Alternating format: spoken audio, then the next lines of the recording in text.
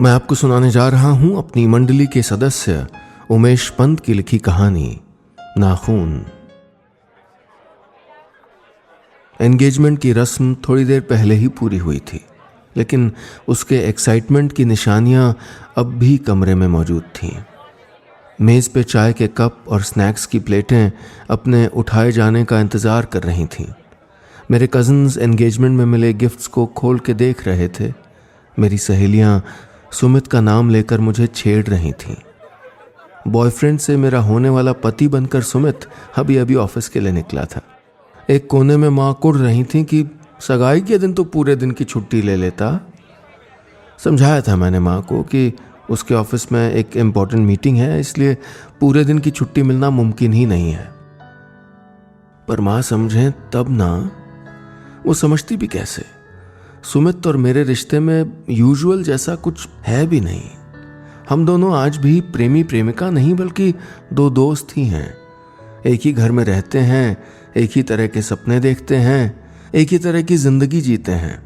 ऐसी जिंदगी जिसमें दोनों एक जैसे हैं, दोनों बराबर हैं।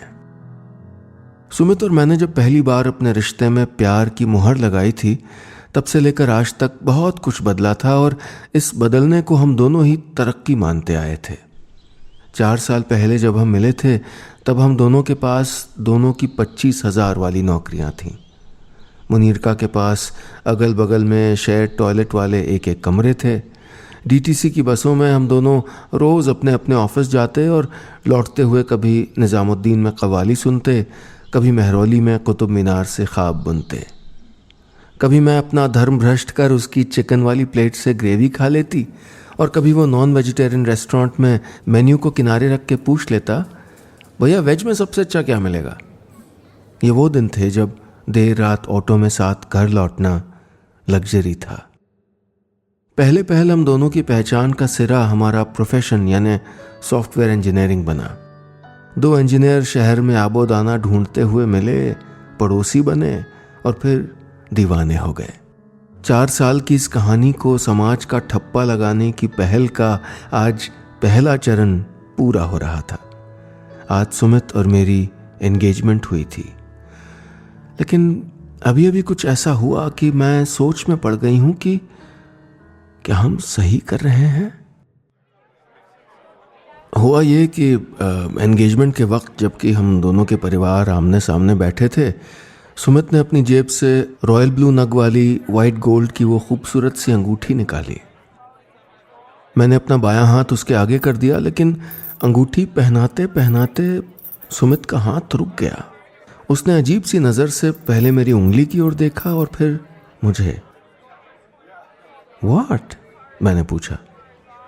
नथिंग, उसने कहा और अंगूठी मेरी रिंग फिंगर में सरका दी। मैंने भी उसको अंगूठी पहनाई और उसके कान में फुसफुसाई, कांग्रेचुलेशंस मिस्टर सुमित, पति बनने वाले हैं आप। जवाब में सुमित मुस्कुराया, लेकिन वो मुस्कान बिना चीनी वाली चाय जैसी फीकी थी। मेरे कांग्रेचुलेशंस के जवाब में उसने कहा, यार ये नाखून तो काट लेती। ये बढ़े हुए नाखून अच्छे नहीं लगते मुझे। अच्छे नहीं लगते मुझे, इस लाइन पर खास तवज्जो दी थी उसने। इतनी छोटी सी बात के लिए आज के दिन अपना मूड क्यों खराब कर रहे हो। मैंने बात टालने की कोशिश की, लेकिन सुमित जितना दिख रहा था उससे कुछ ज्यादा ही नाराज था शायद। सचमुच बात केवल इतनी ही कहाँ थी कि मेरी उंगली का एक नाखून सुमित की आंखों में चुभ रहा था। बात इससे बहुत बड़ी थी शायद। क्या सचमुच मेरी उंगली पे बढ़ा वो नाखून सुमित को खटक रहा था, या फिर ये बात कि मैंने उसकी बात नहीं मानी। अगर पहली बात सच थी तो फिर भी ठीक था, लेकिन अगर वो दूसरी बात से परेशान हुआ तो। अभी तो बस एंगेजमेंट हुई थी हमारी, लेकिन 4 साल में धीरे धीरे मजबूत हुआ अपना ये रिश्ता क्यों एक बित्ते भर के नाखून की वजह से कमजोर लगने लगा था आज मुझे। कहाँ खोई सिम्मी, फोन बज रहा है तेरा। माँ की आवाज से ध्यान टूटा तो देखा कि मोबाइल की स्क्रीन पे लगातार सुमित का नाम ब्लिंक कर रहा था। मैंने फोन उठाया तो दूसरी तरफ से सुमित की सदाबहार चहकती हुई आवाज सुनाई दी। मेरी होने वाली पत्नी से बात करा देंगी जरा, उसने शरारत से पूछा तो सिम्मी इतरा के बोली, आपकी होने वाली पत्नी अभी व्यस्त है, मैसेज दे दीजिए, पहुंच जाएगा। उन्हें कहिएगा कि हम आज देर से लौटेंगे, वो खाना खा के सो जाएं। सुमित ने कहा और फ़ोन काट दिया। सुमित के ऑफिस में आज हैकेथॉन था, यानी जब तक काम ख़त्म ना हो तब तक उसे ऑफिस में ही रुकना था। एक नए सॉफ्टवेयर का आइडिया प्रेजेंट करना था उसे, और अगर उसका आइडिया सिलेक्ट हो गया तो उसको इनाम में पेरिस का रिटर्न टिकट मिलने वाला था।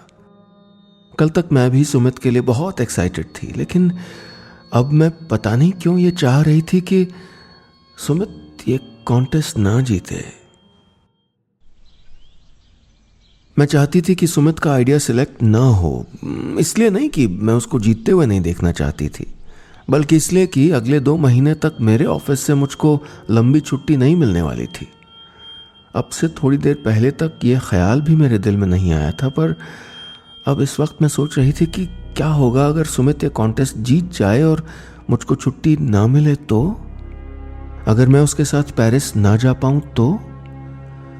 अब तक मुझे यही लगता था कि सुमित उन लोगों में से है जो अपनी खुशियों की तो कद्र करेगा पर मेरी मजबूरियों को भी समझेगा। लेकिन आज मेरी राय कुछ बदल सी गई थी। मेरी उंगली पर बढ़े इस नाखून पे गढ़ी सुमित की निगाहें मेरे जहन से हट ही नहीं रही थी। मैंने गाड़ी निकाली और यूं ही बेवजह सड़क पे निकल गई। जब मुझे खुद से बात करनी होती है तो कार लेके निकल पड़ती हूँ मैं किसी अजनबी सड़क की तरफ। किसी ऐसे कैफ़े में जाके बैठती हूँ जहाँ पहले कभी नहीं गई हूँ। वहाँ की अजनबियत जैसे मुझको खुद के और करीब लाती है। खुद से बिना हिचक के बात कर पाती हूँ मैं ऐसी अजनबी जगहों पर। आज ऐसे ही एक कैफ़े में अकेली बैठी थी मैं। सुमित के साथ कल के जो सपने देखे थे उनकी चमक न जाने क्यों कुछ फीकी लग रही थी आज। मौसम भी थोड़ा असमंजस में था, जैसे न पूरी तरह धूप ही खिली थी और न पूरी तरह बादल ही घिरे थे, ठीक मेरे मन के मौसम की तरह। आज एंगेजमेंट के बाद माँ देर तक समझाती रही थी, बेटा देखो तुमने अपनी मर्जी से लड़का चुना, तुम्हें तो मालूम है ना हमारे यहाँ लोग कास्ट को कितना मानते हैं, लेकिन हमने भी एडजस्ट किया ना, अब शादी में थोड़ा तो एडजस्ट करना होता है बेटा। माँ ने समझाया था, पर मैं माँ को कैसे समझाती कि सुमित की यही बात तो मुझको उसके करीब लाई थी। उसके साथ मुझको एडजस्ट करने की ज़रूरत नहीं पड़ी थी आज तक। मैं जैसी थी मैं वैसी ही रही और उसी तरह सुमित ने मुझको पसंद किया। सुमित जैसा था वो वैसा ही रहा और इसीलिए मुझको वो पसंद आया। और यही बात थी जो हमारे इन 4 सालों के रिश्ते का हासिल थी। हमने एक दूसरे को बदलने की कोशिश ही नहीं की कभी। और यही बात इस तरह अचानक बदल जाए तो ये छोटी सी बात कैसे हो सकती है? बचपन से लेकर आज तक इस एक नाखून के लिए और न जाने कितने कितने छोटे छोटे ही सही विद्रोह किए थे मैंने। पहली बार नई नई नेल पॉलिश लगा के जब स्कूल गई थी तो टीचर की नज़र सीधे इन नाखूनों पे गई हो जैसे। सिमी, अच्छी लड़कियां इतने बड़े नाखून नहीं रखती, कल काट के आना इनको। मेरी गलती यही थी कि मैंने पूछ लिया मैडम से, मैम लेकिन नाखून काटने और अच्छे घर का होने में क्या रिलेशन है? मैडम ने मेरी तरफ ऐसे देखा जैसे उनको भरोसा ना हो कि मैंने ये सवाल पूछा था। मैंने सुना था कि नाखून गंदे होते हैं तो हमारे खाने में गंदगी आ जाती है और बड़े नाखूनों में गंदगी जल्दी बैठती है, लेकिन मैंने तो बस एक उंगली का नाखून बढ़ाया था और उसको भी मैं हमेशा साफ रखती थी। मैं सच में जानना चाहती थी कि आखिर नाखून छोटे रखकर कोई अच्छा कैसे हो सकता है। मैडम ने बस इसीलिए मेरे गाल पे तमाचा जड़ दिया क्योंकि मैंने उनसे सवाल किया था। यानी कि बात तब भी नाखून की नहीं थी, बात बस इतनी सी थी कि मैंने मैडम की बात चुपचाप मानी क्यों नहीं। इतनी छोटी सी बात ने आखिर ये भूचाल क्यों ला दिया था मेरे दिमाग में? गलती मेरी ही तो नहीं थी, मैं ही कुछ ज्यादा तो नहीं सोच रही थी आज। पिछले कुछ महीनों से सुमित के बिना अपनी जिंदगी की कल्पना भी नहीं कर पाती मैं। सुमित रोज गाड़ी में ऑफिस छोड़ता है, ऑफिस के बाद रिसीव करने आता है। जब उसके पास गाड़ी नहीं थी तो कई बार मैं ऑटो से पिक कर लिया करती थी उसे। हम दोनों गाड़ी लेना चाहते थे पर इतना पैसा कहाँ था। उस दिन जब प्रमोशन के बाद मुझको पहला बोनस मिला तो मैंने ही आइडिया दिया सुमित को, एक काम करते हैं, मिल के गाड़ी खरीद लेते हैं, डाउन पेमेंट मैं कर देती हूं, तुम ईएमआई दे देना। सुमित को चुभी हो जैसे ये बात, पर उसने हल्के में ही टाल दिया था। नहीं यार, पहली गाड़ी गर्लफ्रेंड के पैसों से थोड़ी लूंगा मैं, इतने बुरे दिन भी नहीं आए हैं। लेकिन मैंने ही जिद की थी, कम ऑन सुमित, शादी करने वाले हैं हम, उसके बाद तेरा मेरा वैसे भी कुछ नहीं होगा। किसी तरह मनाया था मैंने सुमित को। हम दोनों ने एक साथ एक ही ड्राइविंग स्कूल से गाड़ी चलाना सीखा। लेकिन मुझे कभी याद नहीं आता कि मुझको सुमित के साथ कहीं जाते हुए कभी ड्राइविंग सीट मिली हो। आज पहली बार मैं सोच रही थी कि आखिर ड्राइविंग सीट पे हमेशा सुमित ही क्यों रहा। कैफे में अकेले बैठे आज कई पुराने लम्हों को दूसरी नजर से देख रही थी। अब तक जैसे किसी रॉ में बह रही थी मैं। वो प्यार की पुरवाई ही थी जहां जहन में कोई सवाल नहीं थे, बस एक लहर थी जिसमें बेलौस बहा जाता है, पर हर लहर को शायद किनारा नसीब नहीं होता। ये लहर मुझे एक मझधार पे ले आई थी शायद। सिमी, तू यहां क्या कर रही है? अनजान जगह पर एक जानी पहचानी आवाज सुनकर मैंने मुड़ के देखा। मेरी कॉलेज की फ्रेंड पारुल खड़ी थी। पारुल आई तो अपने साथ बहुत कुछ पुराना लेकर चली आई। याद है शाम के 6 बजे अचानक प्रोग्राम बना के नैनीताल चले गए थे हम? वो गोलगप्पे वाला याद है जो हमें रोज 2 गोलगप्पे एक्स्ट्रा दे दिया करता था? पारुल की यादों का एक पिटारा था।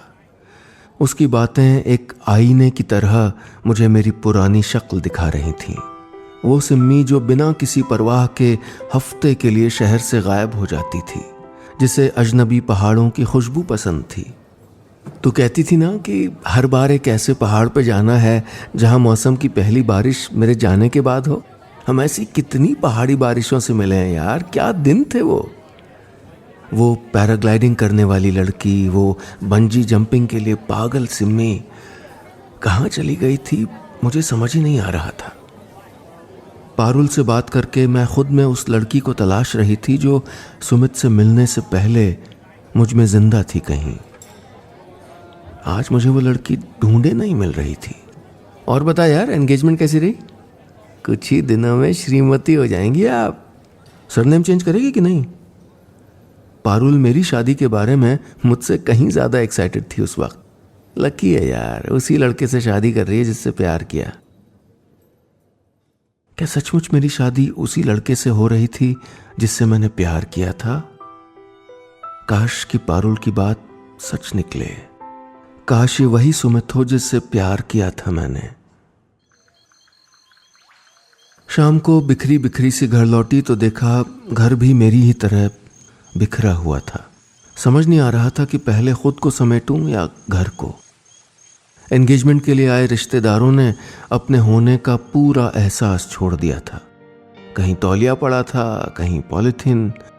मेरी मामी की लड़की तो मेरा पूरा मेकअप बॉक्स ही मेज पे बिखेर के चली गई थी। लिपस्टिक और आईलाइनर के बगल में एक नेल पॉलिश भी थी जो मेरे नाखून में अब भी ताज़ा ताज़ा मुस्कुरा रही थी। इन सारे सामानों को समेटकर कबर्ड में रख रही थी तो देखा एक नेल कटर पड़ा था वहां। क्या हो जाएगा जो नाखून काट ही दूंगी? सचमुच क्या ये इतनी बड़ी बात थी? एक बार के लिए सोचा मैंने। नेल कटर हाथ में लेकर मैं सोफे पे जाके बैठ गई। आई विश तू शादी के बाद भी वैसी रहे जैसी शादी के पहले रही है। जाते जाते पारुल की कही ये बात मेरे जहन से आकर टकराई। मुझे महसूस हो रहा था कि जैसे दिमाग के सिंक होल में कई तरह के ख्याल अटक गए हों। तभी दरवाजे पर हरकत हुई। सुमित ने अपनी चाबी से दरवाजा खोला। अंदर आकर उसने मुझसे एक फीकी सी मुस्कुराहट साझा की। पानी पिला दो यार फटाफट, हो सके तो ऑरेंज जूस। उसने बिना मेरी ओर देखे ही से कहा, जैसे मैं बस उसके आदेश का इंतजार कर रही थी। फिर उसकी नज़र मेरी दाहिनी हथेली पर अब भी रखे नेल कटर पे गई। अरे वाह, तुमने नाखून काट ही लिया? सुमित ने एकदम कैजुअली कहा, जैसे वो जानता हो कि ये तो होना ही था। नाखून ही तो था, शायद मैं काट ही लेती, लेकिन सुमित का ये टोन किसी मिसाइल की तरह दगा मेरे दिल में। कॉम्प्रोमाइज और एडजस्ट करने के बीच एक महीन रेखा होती है। आप अगर अपनी मर्जी से खुद को बदलें तो कोई तकलीफ नहीं होती, लेकिन आपको किसी और की मर्जी से बदलना पड़े तो ये असहनीय हो जाता है। मैंने नेल कटर उठाकर टेबल पर रखा और सुमित के करीब जाकर उसकी आंखों में देखा। मैंने कहा, शादी कुछ टाइम के लिए होल्ड पे डालते हैं सुमित, मुझे सोचने के लिए थोड़ा वक्त चाहिए। व्हाट? सुमित शॉक था।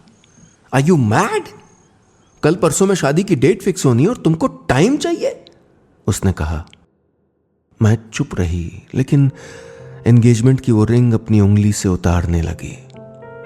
सुमित की नजर मेरे नाखून पे पड़ी और शायद उसे समझ में आ गया।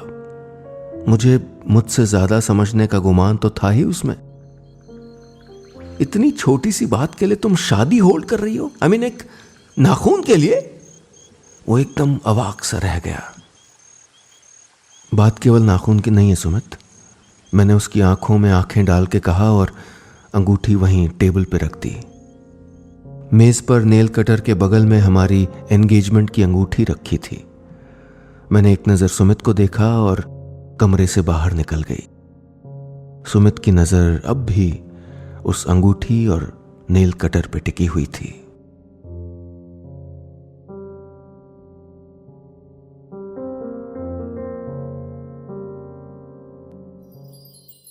उम्मीद है ये कहानी आपको पसंद आई होगी। तारीफ करें, शिकायत करें, लेकिन अधिकार से बताइएगा कि हमारी कहानियां आपको कैसी लग रही हैं। और आप तो जानते ही हैं कि फेसबुक पर हमारा ऑफिशियल पेज है नीलेश मिश्रा, NEELESHMISRA, और उसके आगे ब्लू टिक भी लगा होगा, क्योंकि नक्कालों से सावधान हमारी कोई शाखा नहीं है। और इसी तरह अगर आप ट्विटर पर टहलते हुए चले जाएं तो वहां मेरा हैंडल है नीलेश मिश्रा, NEELESHMISRA। इंस्टाग्राम पर भी मेरा हैंडल है नीलेश मिश्रा, NEELESHMISRA। तो भैया मैं कहां तक बचूंगा आपसे, आप कहीं ना कहीं तो मुझे पकड़ ही लेंगे।